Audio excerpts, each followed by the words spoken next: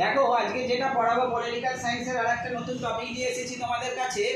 যে টপিকটা হচ্ছে what is theocracy and write some features of theocracy. পড়ানোর আগে বলে দিচ্ছি, তোমরা যখন ভিডিওটা ইউটিউব চ্যানেলে দেখবে তখন তোমরা ফোনের রেজুলেশনটা একটা দেখবে, সেটিংয়ের অপশান রয়েছে ডান দিকের ওপরে, সেটাই যাবে গিয়ে তোমরা দেখবে কোয়ালিটি বলে একটা অপশান আছে, কোয়ালিটিতে গিয়ে অ্যাডভান্সে গিয়ে তোমরা এটা 720-তে সিলেক্ট করে ভিডিওটা দেখবে, তাহলে তোমরা বোর্ডের লেখাটা স্পষ্ট দেখতে পারবে সবাই।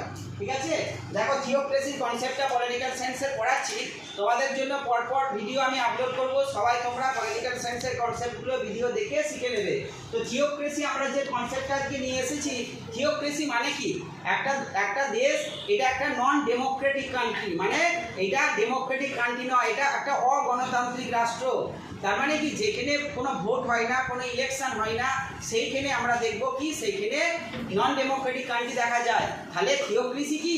থিওক্রেসি হচ্ছে যেই রাষ্ট্রটা বা যে দেশটা ধর্মের ভিত্তিতে চলে, মানে যেই রাষ্ট্রটার হেড, মানে যেই রাষ্ট্রের গভর্নমেন্টের হেড কোনো একটা ধর্মের লিডার, তিনি হচ্ছেন কোনো একটা ধর্মের লিডার। একটা যখন দেশকে চালায় তখন সেই দেশটাকে আমরা থিওক্রেটিক কান্ট্রি বলি। ঠিক আছে, যেমন পাকিস্তান একটা ইসলামিক কান্ট্রি, ইসলাম ধর্মের যিনি হেড তিনি এই দেশটাকে চালান। ঠিক আছে, ভাটিকান সিটি খ্রিস্টানিটি রয়েছে, সেখানে খ্রিস্টান ধর্ম রয়েছে, সেই দেশটা যিনি চালান তিনি খ্রিস্টান ধর্মের হেড। বোঝা গেল ব্যাপারটা? আফগানিস্তান, সেখানেও ইসলাম রয়েছে, তালিবান রয়েছে। তার মানে বুঝতে পারলে যেই দেশের রুলার বা হেড কোনো একজন ধর্মের প্রধান, সেই দেশটাকে আমরা বলবো থিওক্রেটিক কান্ট্রি।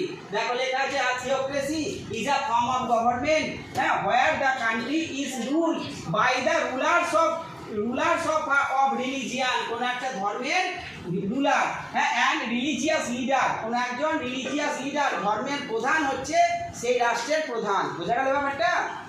দেখো ইরানে কি রয়েছে? ইসলামিক রিপাবলিক অফ ইরান বলা হয় ইরানকে। আর কি রয়েছে? Pakistan, Afghanistan, Vatican city. ঠিক আছে, এই জায়গাগুলোই থিওক্রেসি রয়েছে। হ্যাঁ, তারপরে দেখো ফিচার্স কি রয়েছে, ওই যে the supreme leader of a religion has the ultimate authority, মানে সুপ্রিম অথরিটি, সর্বোচ্চ ক্ষমতার অধিকারী কে? The supreme leader of a religion, কোনো একটা ধর্মের প্রধান। হ্যাঁ, over the legislature, executive and judiciary, three organs of গভর্নমেন্টকে কিন্তু কন্ট্রোল করে কে? এই রিলিজিয়াস বা ধর্মের যিনি লিডার আছেন তিনি। বুঝে গেল?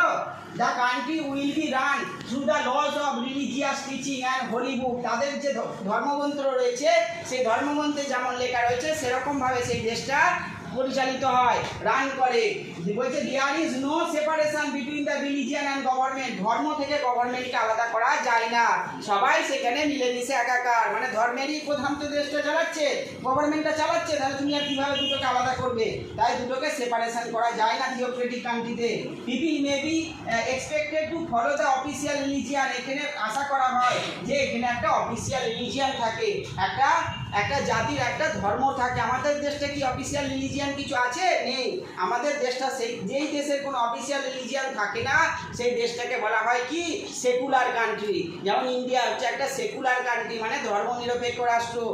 আমাদের দেশ কোনো ধর্মকেই কোনো অপরচুনিটি বা সুযোগ সুবিধা মানে বিশেষ করে দেয় না। ঠিক আছে, লাস্ট পয়েন্ট কি দেখবো? Social life and behaviour are guided by religious principle, এবং মানুষের যে সোশ্যাল লাইফ, যে সামাজিক জীবন এবং বিহেভিয়ার সব কিছুই ধর্মগ্রন্থে তাদের যেটা লেখা আছে সেই অনুসারে কিন্তু পরিচালিত হয়। বোঝা গেল? তাহলে থিওক্রেসি কনসেপ্ট আমরা কি পেলাম?